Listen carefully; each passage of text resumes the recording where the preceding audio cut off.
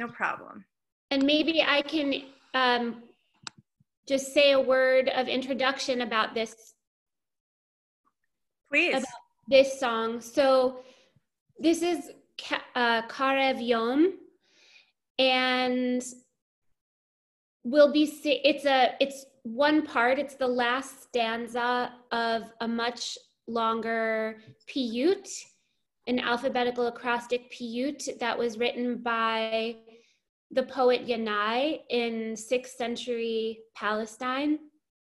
And the background is that the poem tells of 13 different miracles that God performed during the nighttime during Passover over the course of Israel's history.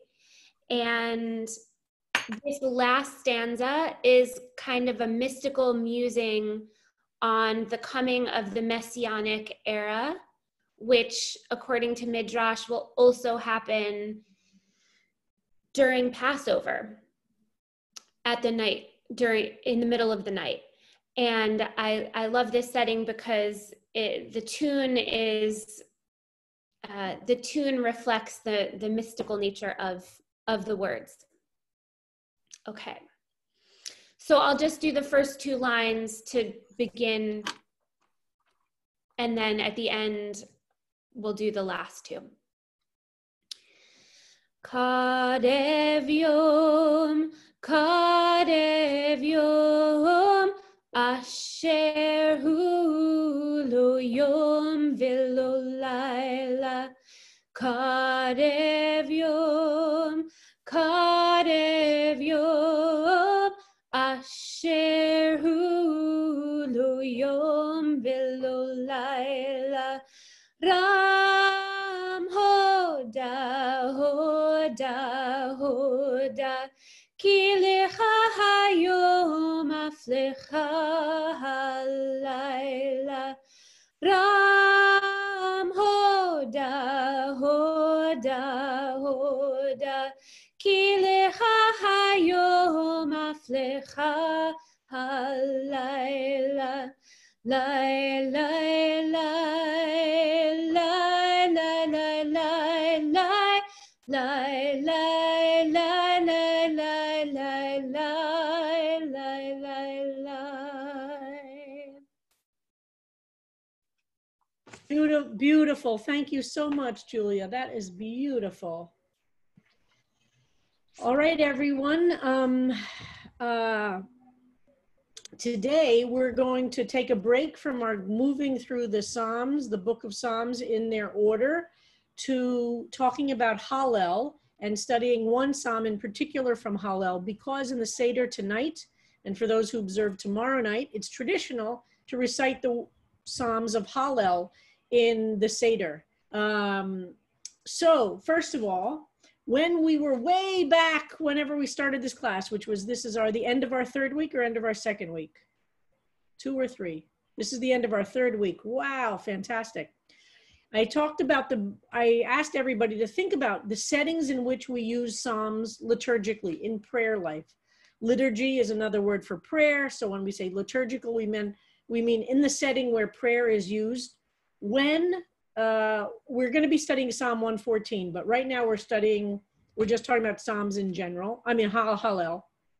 So we talked about the ways in which Psalms are used in prayer. So in the prayer structure. So Friday nights, for instance, we use a group of 6 Psalms for Kabbalat Shabbat, and then the 7th Psalm for the Mizmor Shir L'Yom HaShabbat, the Psalm of Shabbat for the 7 days of creation, to begin the Shabbat service. The other place that Psalms are used, and there are others, but tonight we're going to focus is on Halal. There are 6 Psalms that are used that create the Halal section. Halal means praise, like hallelujah. Hallel means to praise or to exalt, or to, people will translate it and interpret it all different ways, or to glorify or to celebrate. To exalt, that's a hard word to say, exaltation, whatever the verb is of that. So Halal are 6 Psalms from number 113 to 118. Those are 6 Psalms from Psalm 113 to 118. Now remember, there are 150 Psalms, so it's going to be a while till we get to the 113 Psalm as we're going in order. But I love that Harold had this idea that today on Erev Pesach, we talk a little bit about the Psalms that are related to Pesach, which are these Psalms of Halal. So on certain festivals, Halal as a section, these 6 Psalms are said. There's something known as full Halal and partial Halal. And I'm not going to go into a lot of details about that. Pesach says full Halal, which are all 6 Psalms. There are other festivals where all 6 Psalms are done. And Halal is used on festivals in which we want to celebrate joy. We're trying to be, as opposed to the Psalms of despair and sadness and loss, these are Psalms of gratitude and joy and of happiness. So you'll feel how different they are. And if you'll notice tonight, whatever Seder you're going to, I mean, if somebody's not coming to our Seder, you'll look and notice if all the Psalms are done. There are other Psalms that will be found in the Seder. I'm not going to focus on them tonight. There are pieces of Psalms always used in Judaism because the phrases, as I said, Lama Ragshu Hagoyim, why do the nations rage, is used all the time in different settings. And you'll see throughout the Seder, and I encourage people to watch in the Haggadah when there's a quote from a Psalm being used. But the full Psalms, the full 6 Psalms of Hallel are in the Seder. Not every Seder will do all 6. CBST tonight, because of this class, I'm making sure we'll do a big chunk, but we're not going to do all of them. We're going to do those that have things from which we are traditionally known to sing. So you'll see them all, but we're not going to do every single one of them. 2 of the 6 are done before the meal, and 4 of the first 2 are done before the meal traditionally, and the final 4 are done after Birkat Hamazon, after the blessing after the meal, when we reconvene. At tonight's Seder, we are going to do the first chunk of the Seder together, which is about an hour and a half-ish. Then we're going to take a 30-minute break for dinner, and we're going to divide. Those who want to go off and have dinner in your own Zoom groups can go do that. And those who want to have dinner, we're going to create breakout groups of the Seder tonight. And those who would like to, we're going to create tables of 10. We thought that would be, like a CBST Seder dinner.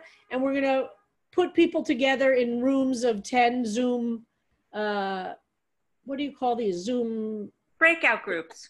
Breakout groups. So we're trying to call them tables so that it feels a little bit more like breakout tables. Breakout tables. Breakout tables or something, so that you can have dinner together with other people tonight. And then after about 30 minutes, we don't think we're going to do the full hour because, I don't know, somebody said to me they thought people are going to be eating during the Seder anyway. So I'm going to be watching.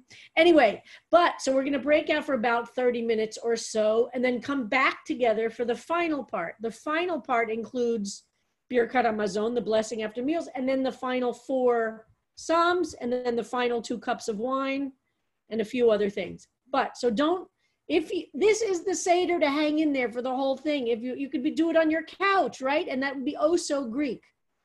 Harold, did the Greeks actually lie on couches in their meals? Oh, yes, that is the model of the symposium that we believe that part of that inspired the Seder, where the men, of course, would be on couches. There was a room with couches around the end, and they would lie on their side in leisure as they drank and ate during their. So we could really. So we use a pillow, but the pillow is really just right. It's supposed to evoke that, right? The pillow is not. The Greeks actually lay down on couches. They had couches that they lay down on. Yeah. So tonight you have no excuse to not hang in there for the whole Seder. Anyway. So Hallel is done on the various festivals. It's not done on Rosh Hashanah. It's not done on Purim. But all the other big festivals from Hanukkah to Pesach, Sukkot, Shavuot, Hallel is done. And it's CBST, by the way, is unique in that we do Hallel for Gay Pride Shabbat, which we want to liturgically acknowledge it as a festival in which we want to celebrate and give thanks. So the way Jews do that in prayer is by reciting Hallel. So that you should know is an interesting thing about CBST and Hallel. Sasha. Rabbi, there are a few things. Shep Perfect. had a hand up, but before we do that, there are just a couple technical questions about the Seder. Donna is wondering, is the Seder also live streamed on Facebook? Because breakout dinners can only happen on Zoom. It's not on Facebook. It's only by Zoom. And there's a link for Zoom that was in the CBST e-news yesterday. And I'm going to be sending out another message from me later today that'll also have the link. It's not going to be on Facebook, precisely because we want to do the breakout groups. Great. And then Shep had something. Yeah, Rabbi, so when do we use a partial Hallel? And how many Psalms is that? And for what holidays? It's not that much shorter, honestly. It's sometimes even called a half Hallel. It's not half. It's some of the longer Psalms are not recited on half Hallel. And half Hallel, let me just see if I can remember exactly. Jacob, do you remember when half Hallel is done? I have it written down. I actually looked this up to make sure. Not off the top of my head. Yeah, hold on. I wrote it down because. The other thing, Rabbi, I was thinking, I think Hallel is a cognate for the Arabic halal. No, it's a different, no, that's different. Hallel is from to praise. And halal is with actually a ch, not a hey. Oh, really? It's halal. Halal. It's a different root, but it sounds good to know. So half Hallel is done on Rosh Chodesh. Oh. And Saul, did you have something on this conversation? I did look that up because I also can never remember all that, but a half Hallel is Rosh Chodesh. Yes. And it's also done the last 6 days of Pesach. Half Hallel or all of Hallel? Yes, half Hallel. Okay, half Hallel. So full Hallel is done for the first 2 days and half Hallel the last 6 days. So what about for Hanukkah? Is Hanukkah full or half? I don't know. I believe it's full because there's a theory about the relationship between Hanukkah and Sukkot. Correct. A possible reason for that. Yes, Jacob. Oh, great to have so many smart people. Yes, some people believe that that Hanukkah is 8 days because the Maccabees in the mountains weren't able to observe Sukkot. And so when they observed Sukkot, it was actually Hanukkah, and that's why Hanukkah is 8 days, so that therefore we do the full Hallel. You're right, Jacob. Thank you for reminding me of that. Rabbi, what is Halal? Wait, hold on a second. I'm just going to invite everyone to go to manage participants and actually raise your hands because it keeps things going smoother. I did just hear Naomi. So if you want to, yes? I apologize. I'm in movement on my phone, but I just wanted to add, the rabbi had said full Hallel for the first 2 days of Pesach and half for the last 6. That's not quite right. It's half Hallel intermediate days and correct. On the last 2 days of Yontiv. For Chol Hamoed, excellent. Who is that? I apologize for the interruption. I'm sorry. Who is that? Thank you for that correction. No, I'm wrong. It's half Hallel. No, yes, I'm right. Half Hallel. I'm sorry. It's Naomi Hirsch, Chancellor Naomi Hirsch, calling in from Philadelphia. And what I was trying to say is that the first 2 days of Pesach we say whole Hallel, and then on the intermediate and last days we say half. Which actually is, I think, what you said, and I apologize for the interruption. That's Saul Zalkin. He's smarter than I am, and that's what he said. Yes, I'm reading my notes here. Partial Hallel omits parts of the full Hallel. The first 11 verses of Psalm 115 and 116 are omitted. It's recited on the last 6 days of Pesach and on Rosh Chodesh. And by the way, there are some differences between Sephardi and Ashkenazi traditions with Hallel. And Ashkenazic Jews always recite a blessing at the beginning and end of the half Hallel, and Sephardi Jews don't usually. It's an interesting. There are a lot. These are details of some nusach difference. But okay, so Hallel itself is these 6 psalms. As I said, there's some small differences for partial and full. But overall, the theme is the same. These are Psalms, that's Psalm 113 to 118, and they celebrate God's creation using a lot of nature imagery, a lot of joy, a lot of gratitude, a lot of celebration. I chose 114 for today because it's the shortest. So I thought we would have the most success in getting through it for today. But you'll see some of the themes that we'll talk about in 114 specifically throughout.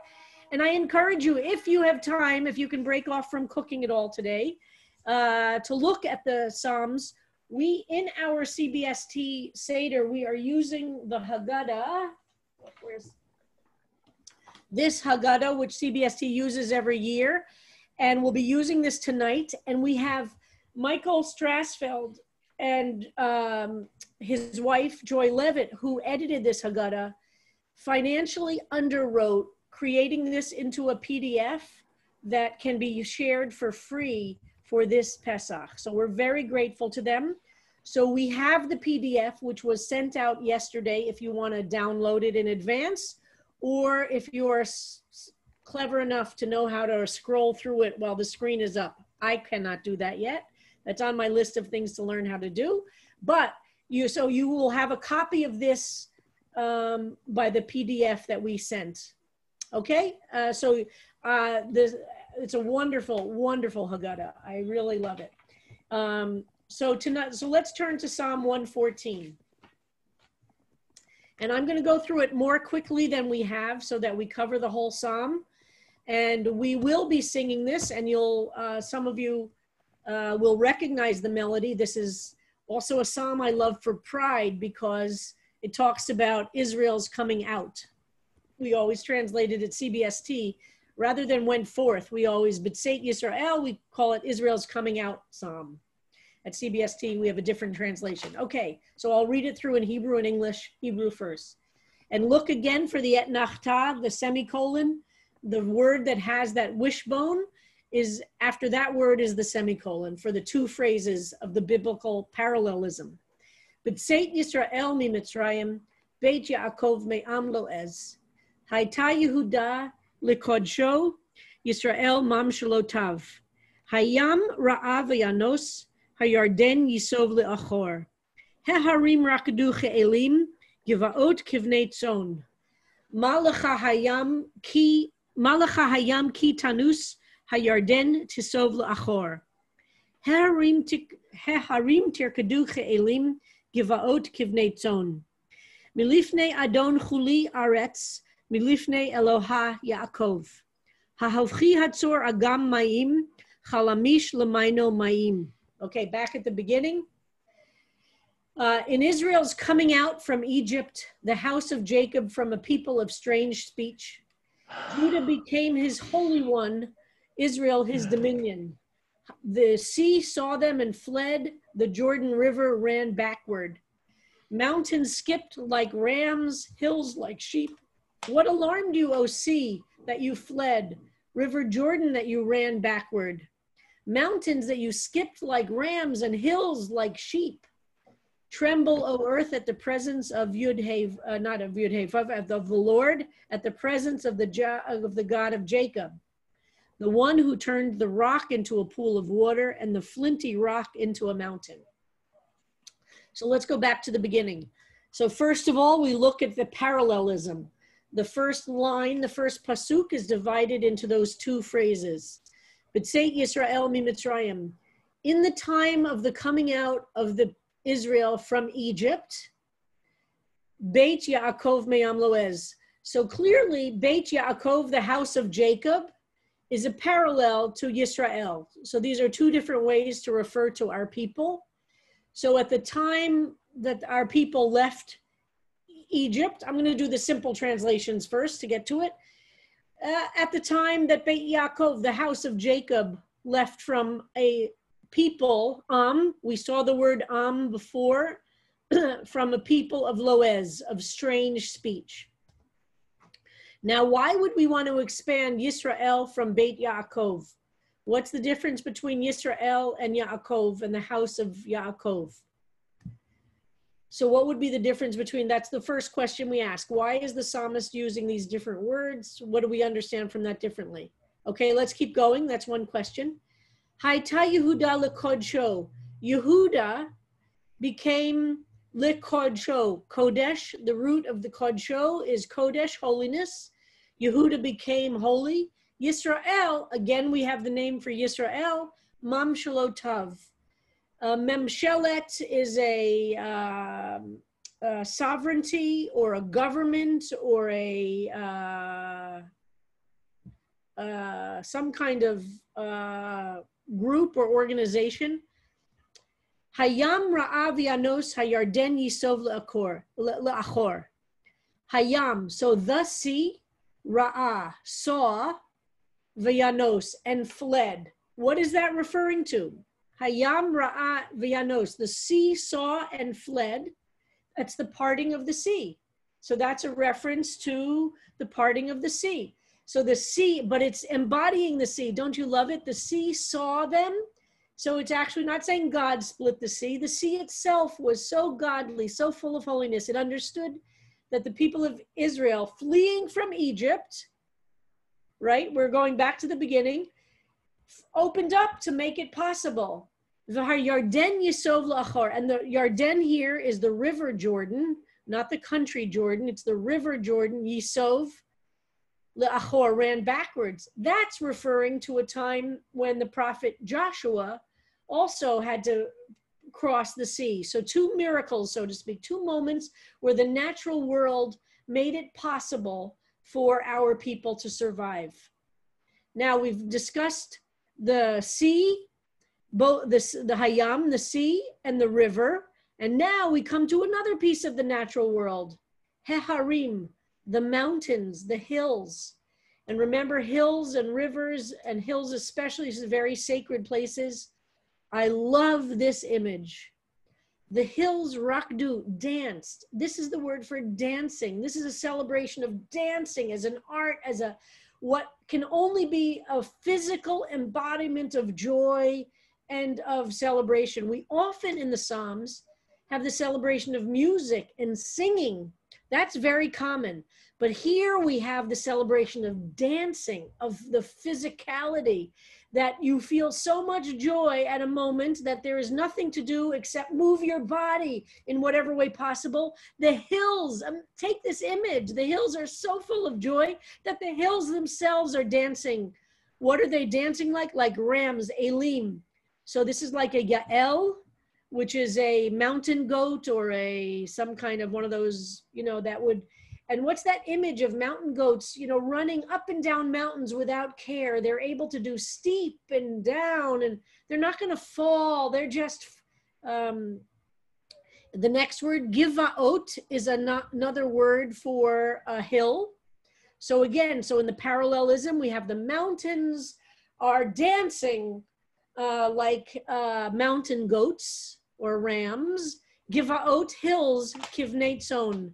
An ibex. Yael is an ibex. Sorry, Yael corrected me. Thank you, Yael. Of course, Yael is an ibex, so Yael should know what her name means. I mix up all those names, so thank you. And Yael, what is an ayelet? Ayelet is also one of those animals, right? Maybe Yael remembers. I think ayelet is a deer. A deer, okay. So a Yael is a ibex with the nice horns, but an ibex dance, you see ibexes in the desert going up and down. We always spot them when CBST goes on our hikes through the desert. You can often by a wadi because they're going to be near water, but up there like to be high in the hills for safety. And you'll see ibexes when we were there at by Masada. What's that called? Mitzpe Ramon. Yeah, no, north of Masada, where the wadi is. En Gedi. En Gedi. They're wonderful. You see a lot of Yael. You see a lot of Yaels there. A lot of Yaelim. Yeah. Well, yes. So here we have this wonderful image. The mountains are dancing. The hills are like kivnei tzon, sheep.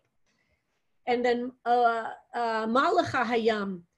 What made you? So here's the question. A question to the sea itself. What made you see?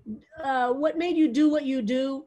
What made you Jordan River that you did what you did? And what made you the mountains dance like you danced? And what made you the hills dance like you skipped like the rams? Okay, can we, yeah, I'm moving down. Okay, let's stop there for a second. Any thoughts about these verses? Let's go back to these images, very powerful images. First of all, how different is this from the two Psalms we've been studying? Pretty different, how you can feel. They're not trying to teach deep wisdom like we had. These two Psalms that we had of Psalm 1 and 2 are very much, the first one, a wisdom psalm about nationalism and trying to understand what it means to follow God. This is okay. Oh, any comments? I can't see, Sasha. Will you share? So I'm reading that the rams are the shofar sounds on Mount Sinai from Sharon, Sun and Shine. And I see that Larry Finkelstein adds, the hills are alive with the sound of music. Perfect. Yes. Maybe they're even this. I mean, I think that image of when hills are alive, that's a beautiful, beautiful connection to this psalm. Sarah Siegel says, the parting sounds like an avalanche. Interesting. And there's a discussion of northern and southern and Judah, and Israel is to God as Judah is to Jacob, says Lise Brown. That's an interesting parallel. So sorry, Sarah, we got, I misunderstood. The mountain skipping sounds like an avalanche. I see.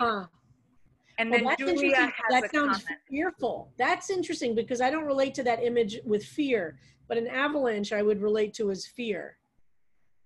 But that's interesting. I guess it would, if you actually heard mountains dance, it might be a little scary. Sharon says, hills are the ones we climb up on the pilgrim festivals like Passover. Beautiful, correct. We go up. And Julia, do you want to, we get a double duo here. Excellent.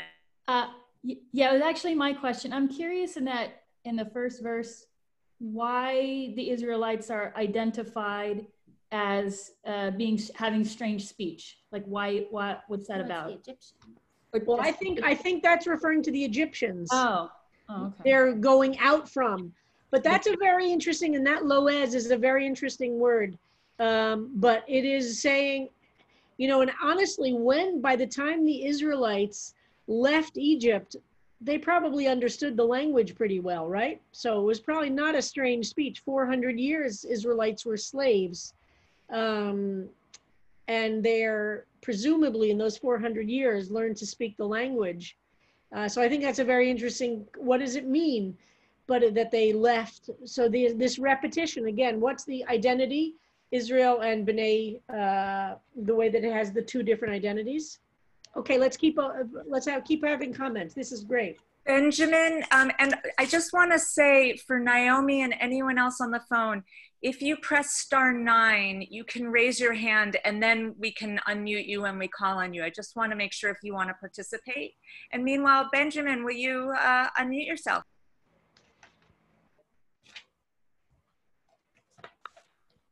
Yes. I'm curious about Pasuk 2. In this glorious psalm, there is it seems to me it's a jarring note of the historical split between Yehuda and Israel. Is that a reference to that? Ben, could you say that again? Say more. Let's hear more. Okay, this is a very joyous psalm. It's a celebration of joy and about as joyous as you can get. And yet in Pasuk 2, seems to be a jarring note that there is a split along the historical split between Yehuda and Israel. Well, you mean because you're meeting Israel to be the northern kingdom. Well, Israel isn't always used to mean the northern kingdom. That's interesting. Yes, the two parallels, the Yehuda and Israel, which is the southern and northern kingdom. I've never thought of it that way. Let me think about that a little bit. That's very interesting. Let me look that up, see what commentators say about that. I've never thought about that. That's very interesting, Ben. Thank you. I was, yeah, I was reading it on a simpler level, but I think you might have, I'm going to have to look that up, Ben. That's very, very interesting, because I was reading them just as, not as, repeating Yisrael. The Yisrael I was reading in Psalm 2 is the Yisrael of, Psalm of Pasuk 2 is the Yisrael of Pasuk 1, which is predating the division, and more meaning the general people of Israel. I would have thought so too, but then he introduces Yehuda. Yeah, let me think about that. That's very interesting. I've never thought about that. Thank you for that. I'm gonna have to think about that more. Okay. Thank you. So we have a few other comments that I want to share as we're going through. One is Karen Kropp, the way we usually sing it, our melody changes after verse 4 when we go from exclaiming about it to asking why. That's true, and we will sing that tonight, by the way. We'll sing this psalm in the Seder tonight. Sarah Siegel is exploring nature as a partner in the Israelites' escape from Egypt. Yeah. And that the helpful Red Sea parting and celebratory mountains and hills. This is in reference to the avalanche conversation.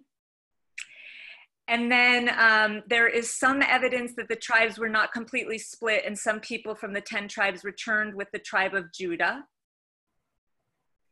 And Max Leader, do you want to unmute?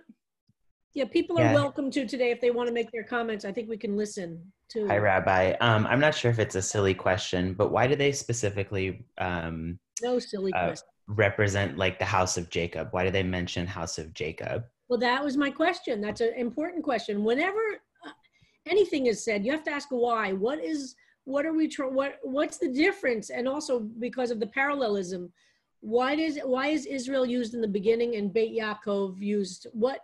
How does it deepen our understanding in some way? What does it tell us that's different besides using a different word? So any ideas about that? What's the relationship between Yaakov and Israel?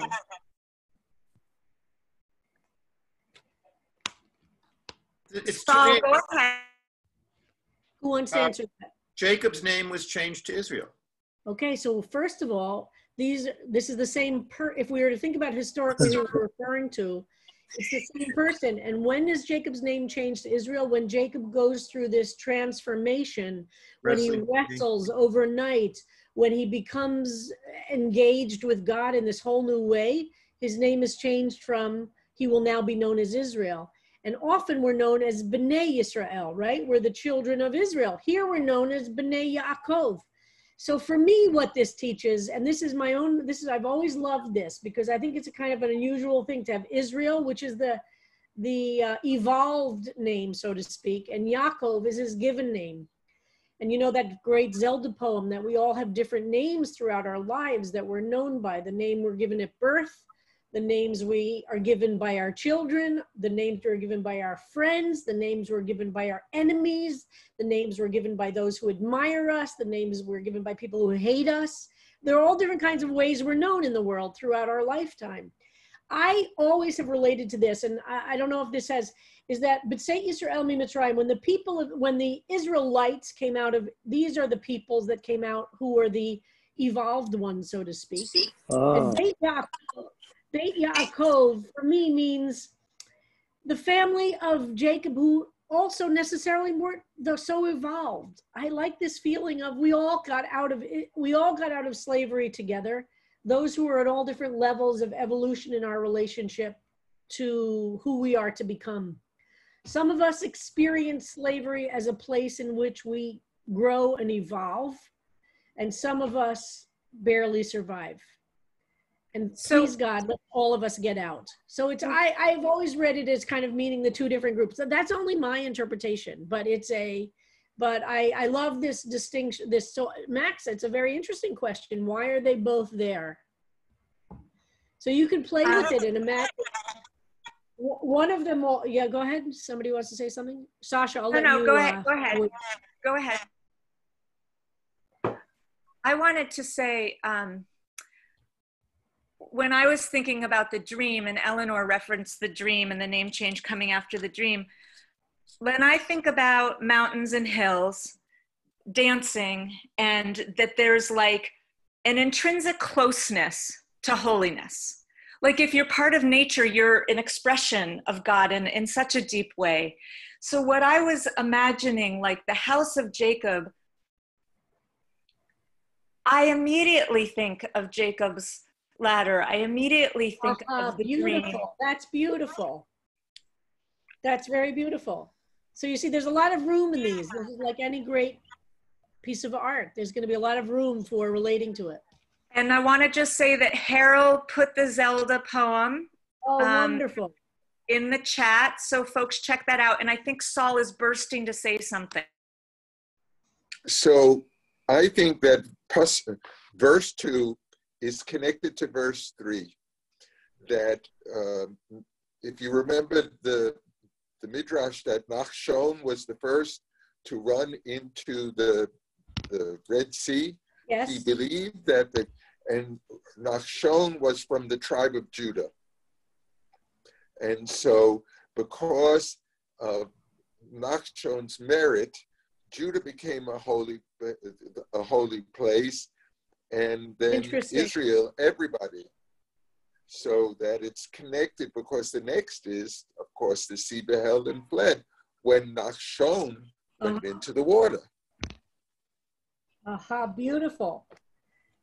So that's taking a midrash, which gives us a lot of depth and adds it into this text. That's beautiful, Saul. Thank you. Beautiful. Jacob, could you come on before Harold? We'll get to you then next. Can you just say what you were just saying about the scripture? Sure. So I had forgot to mention this before when we were talking about the brachot surrounding Halal, that there is an idea that in order for scripture to become liturgy, that it should be bound by brachot. And we have a lot of examples of this with public Torah reading, with Psukei de Zimra in the morning, Alchayot Zichronot Shofarot on Rosh Hashanah with the study text that we have in Birchot HaShachar. The one major exception is the Psalms and Kabbalat Shabbat. And that in some modern Orthodox and somewhat more progressive traditional prayer communities that might not allow women to lead for Ma'ariv would actually allow women to lead Kabbalat Shabbat because it doesn't have the same liturgical status. It's very interesting. I didn't know that, Jacob. I've experienced that when I've gone to, there's something called partnership minyanim, these progressive Orthodox minyanim, where women will lead Kabbalat Shabbat. And I knew that they couldn't lead Ma'ariv, but I didn't know that that was why. Very interesting. Thank you. And Harold, did you want to? Two things. First of all, it's interesting in the Psalm, when we talk about when were the Psalms written, the psalmist or psalmists seem in many cases to be referring back to events that happened either in the Torah or in the life of David, etc. So that would make them afterwards. And it's interesting to try to figure out what the people doing the Psalm, who wrote the Psalms knew about the scriptures before them. And then I realized that this Psalm does not have God in it. The psalmist is not speaking to God. The psalmist is narrating a story in sort of a magical, realistic cast. I was waiting to point that out till we finish the Psalm, but excellent point. All these, I'm going to share maybe next week a list of questions to always ask, which I've referred to. But one of those questions, who's speaking and where is God? So one could say this is a very naturalistic image of God, right? The parting of the sea, it's the sea itself is deciding to part. But of course, that means God is speaking through the sea. The world of nature is so prominent here, and without the explicit reference to God. We do have at the end, Psalm 7, we do tremble, milifnei Adon chuli aretz, and milifnei Eloah Yaakov. So it refers to the God of Jacob and to some kind of one who is, but it doesn't have the Yud He Vav He, the name of God, which we always will notice as being significant. And it doesn't have this God speaking in any way. It's a much more reference. And also, as Megan said, no individuals. It's a very, other than referring to some people who existed, but it's really it's very deep in the natural world. Megan adds, also no individuals, human, kings, sinners, etc. in this psalm, verses 1 and 2. No one falling short in this psalm. Exactly. Those psalms are called wisdom psalms for a reason. They're all about how do we live a good life? What does it look to be a good life? This psalm isn't concerned with that at all. This psalm is just concerned with celebrating and with joy. And that's why it's a psalm for Hallel.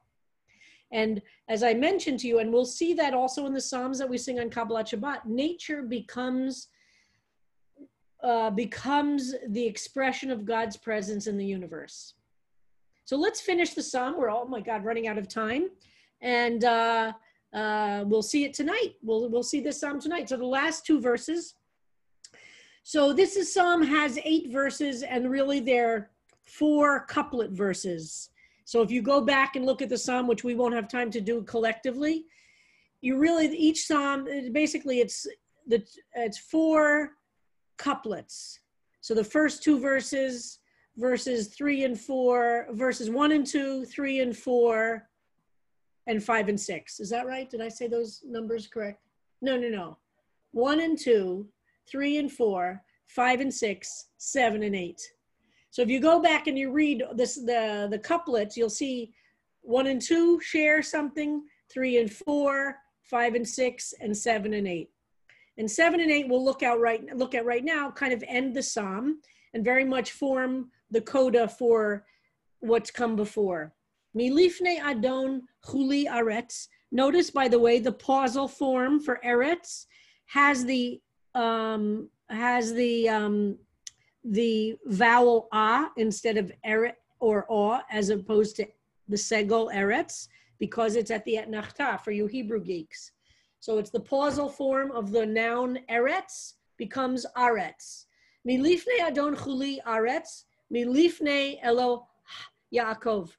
So first of all, milifnei gets repeated, so we can see very simply, this is a very easy way to see the 2 phrases. Interesting translation to use tremble. Milifnei means before, from before. Adon Chuli Aretz. The Chuli Aretz, they translate presence of the Lord. Milifnei is the presence of Chuli Aretz. All of the earth should, something in the presence of Adon, the Lord. Milifnei Eloah, the God of Jacob. Again, Jacob is featured here. Jacob being Yisrael. So we keep the repetition of the awareness of Jacob, kind of envelops the whole psalm. Hahofchi Yatzor Agam Mayim. Another nature reference here, tzur, which is a really important word, which we don't have time to spend a lot on, meaning rock, a very big rock. And Tzur Yisrael, the rock of God, is considered a naturalistic image. Tzur Agam Mayim, some kind of collection or pool of water, more nature imagery. Chalamish Lamaino Mayim, Mayim again, the rock that here it says the flinty rock into Lamaino Mayim, to to a flowing of water. We don't have a lot of time to do those last 2 verses. Wow, see, even to do 8 verses, it takes us a while. So the 4 couplets. So alas. Can I just ask a question? Sorry. What is the exact meaning of halal? I'm a little behind you folks. Okay, well, again, I hate using any phrase that says exact meaning, but some version of praise or Hallel means to praise or to give thanks. All right, so this was Psalm 114, which is the 2nd Psalm of Hallel, of the 6 Psalms of Hallel, and it is the last Psalm done before we eat food tonight. So hang in there, because we will sing this tonight. And I will be sending out a message to the whole community later today. And I offer my blessings to everybody for a sweet Pesach. I keep saying to everybody, boy, we don't have to ask Manishtana, why is this night different from all other nights on this particular Pesach? It's pretty obvious, but we will create community. We will bring holiness in. We will observe this holiday of Pesach, overcoming the obstacles of physical distance, and to consistently work on creating holiness in our own spaces where they are, and across the internet and across the space that we have to extend ourselves. Everybody can get into the Seder. There is, the link will be going out later today. Julia, would you lead us out with a little singing? At least just very quickly, don't go to the Seder late because they will lock a few minutes into it for security. So if you want to come, please come a few minutes early. Great. Can we pull up the, great, thanks. So in longing for better days. Lie, lie, lie, lie, lie, lie, lie, lie, lie, lie, lie, lie, lie, lie, lie, lie, lie, lie. Shomrim hafkid, hafkid le'ircha, kol hayom vechol halayla. Shomrim hafkid, hafkid le'ircha, kol hayom vechol halayla. Ta'ir, ta'ir, ta'ir, ta'ir, ta'ir ke'or yom heshkat laila. Ta'ir, ta'ir, ta'ir, ta'ir, ta'ir ke'or yom heshkat laila. Kadev yom, kadev yom, asher hu velo yom